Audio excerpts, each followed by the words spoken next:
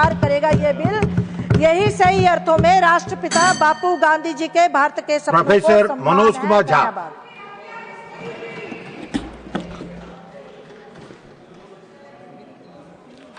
शुक्रिया माननीय vice chairman साहब।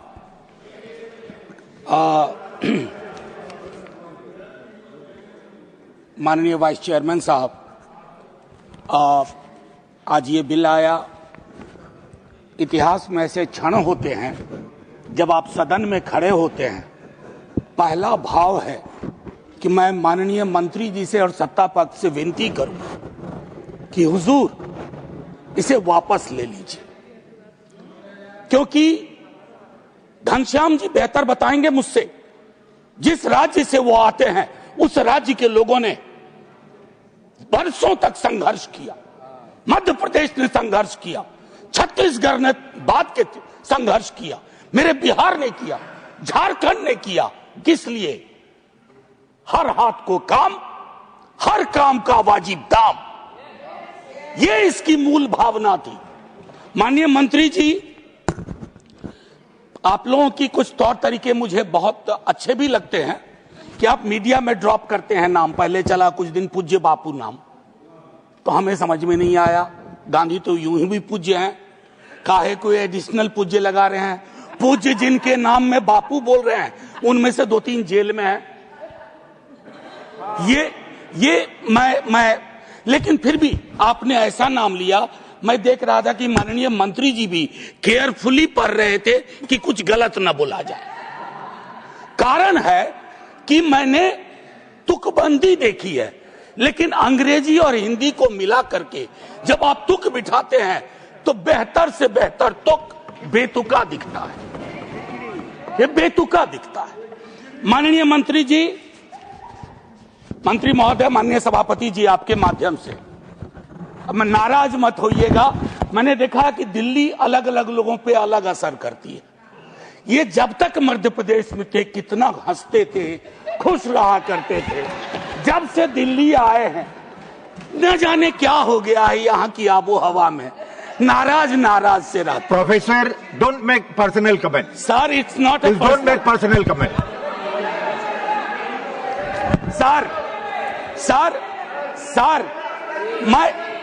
इसी सदन में लोहिया जी, पीलू मोदी, मीनू मसानी, रामन, मैं तमाम चीजें। सर, आपने एक किताब छापी है राज्यसभा से, ह्यूमर इन द हाउस। अब अगला एडिशन छप ही नहीं पाएगा, अगला एडिशन नहीं छपेगा। वो लाइटर वेन में था। माननीय मंत्री जी को अगर बुरा लग गया तो मैं वापस लेता हूं। सर, मेरा वक्त पॉज कर दीजिए। ठीक है, थैंक यू सर। इसी तरह का डेमोक्रेटिक जज्बा हर में चाहिए, पूरे मंत्रिमंडल में चाहिए, ऊपर से नीचे चाहिए। सर, मैं एक बात कहना चाहता हूं मूल बिंदु पर आने से पूर्व। मैं इस संघर्ष का भी हिस्सा रहा हूं, मनरेगा के संघर्ष का। सर, मैं राजनीति में तब नहीं था, विश्वविद्यालय का शिक्षक, सोशल पॉलिसी का पेपर पढ़ाता था। जब मैंने देखा कि हमारी पूरी संसद ने वाइडर कंसल्टेशन और यूनानिमस सहमति से मनरेगा जैसा एक कानून लाया ना, तो अपनी संसद पे गर्व हुआ, अपनी संसद पे भरोसा हुआ। मैं उस भरोसे को खत्म नहीं होते देखना चाहता, जीते जी नहीं देखना चाहता। और वो मजदूर, गरीब मजदूर, भूमिहीन किसान, हमारी महिलाएं, वो भी नहीं देखना चाहती। वो बहुत बेबसी में है सर। उनको राम से क्या आपत्ति होगी? उनको आपत्ति इस बात की है कि राम के नाम पर ये क्या खिलवाड़ किया जा रहा है।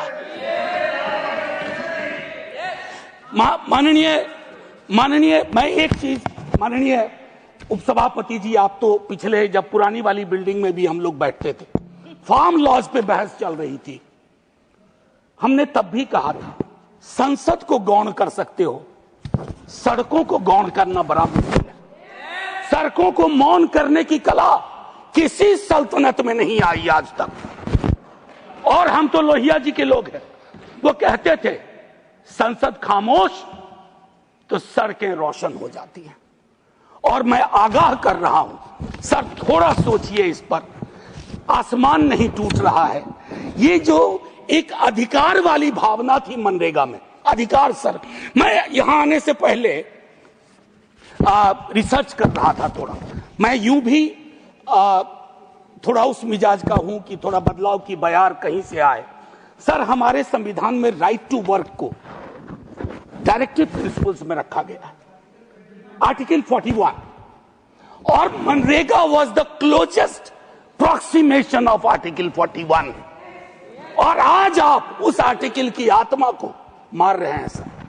मेरा सिर्फ सभापति जी, माननीय मंत्री जी, नाम कुछ भी हो, आत्मा खत्म हो जाएगी ना, तो जो भी हासिल हुआ है संघर्ष के साथ, वो संघर्ष काफूर हो जाएगा। राम के नाम पे किस देश में, हम लोग तो गांधी के लोग हैं, दुनिया को अलविदा कहे गए हे राम कह करके। और जब वो नोआखोली से आए, सांप्रदायिक सद्भाव बिगड़ा था, तो उन्होंने अपने भजन को बदल दिया, भजमन प्यारे सीताराम के बदले भजमन प्यारे राम रहीम। हम तो वो लोग हैं सर। खैर, आपसे तो इन विषयों पर शिकायत करने का कोई मतलब ही नहीं है सर। कहां हम मनरेगा में व्यापक तब्दीली की मांग कर रहे थे। हर सदन में 2 जीरो आवर आता था कि मैंडेज बढ़ाइए, वेज बढ़ाइए। आपने कौन सा रिग्रेसिव ये पोजीशन ले लिया, प्रतिगामी विचार। अधिकार से चैरिटी वाले युग में राजा महाराजाओं का जमाना नहीं है। 3 इलेक्शन 4 इलेक्शन बहुत लोग जीतते हैं, लेकिन राजा थोड़े ही बन जाएंगे। लोकतंत्र की बुनियाद है, और लोकतंत्र की बुनियाद में यह तय करना होगा कि अधिकार की जुबान का क्षरण ना हो। आप चाहते तो इसको कंसल्टेशन में ला सकते थे। This is one of those pieces of legislation which has completely ignored the consultation door or corridor. So this does not speak well about our democratic practice, our parliamentary procedure, our rich history. It only smacks of a kind of arrogance which comes from a sense of following majoritarian politics. And that's antithetical to the idea of India.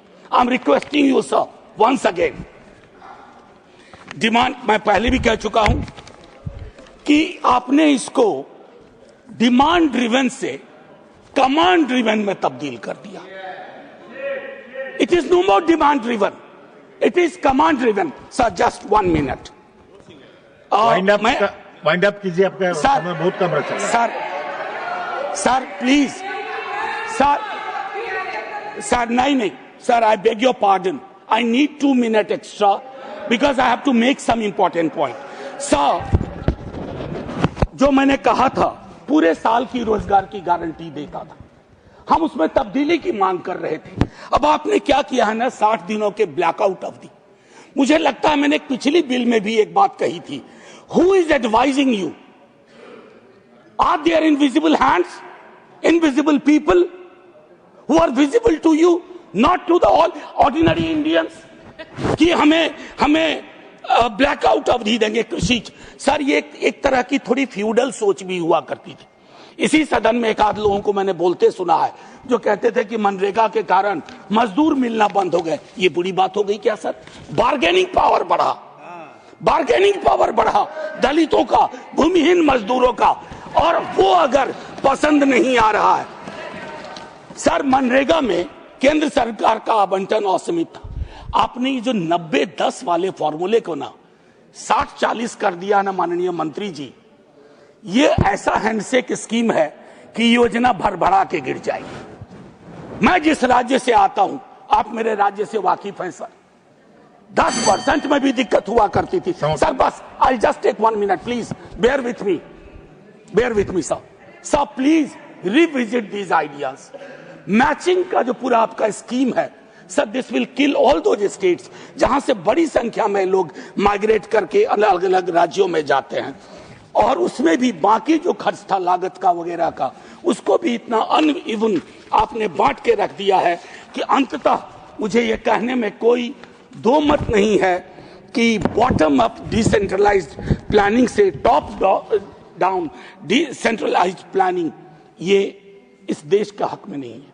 माननीय मंत्री जी, मैंने शुरू में हल्के में कहा था, आप एक विशद अनुभव लेकर के आए। अपने कई कुलीग के मुकाबले आपने जमीन की राजनीति की है। मैं आपसे आग्रह करूंगा, जमीन की सदा सुनिए, आवाज सुनिए। मजदूरों में आक्रोश है, भूमिहीन किसानों में आक्रोश है, दलितों महिलाओं में आक्रोश है। उनको लग रहा है कि हम यहां बात कर रहे थे। सर एक मिनट, आय की 30 सेकंड, आय की असमानता मैंने हर सदन में बात उठाई है। हमें उस पर काम करने की जरूरत है। आर्टिकल 39 के तहत 1% सुपर रिच को टैक्स करने की, और आप किसको टॉर्चर कर रहे हैं? हमारे आम गरीब को। प्लीज धन्यवाद प्रोफेसर साहब। ऋतव्रता जिंदाबाद रहिए। जय हिंद सर। श्रीमान ऋतव्रता बनर्जी।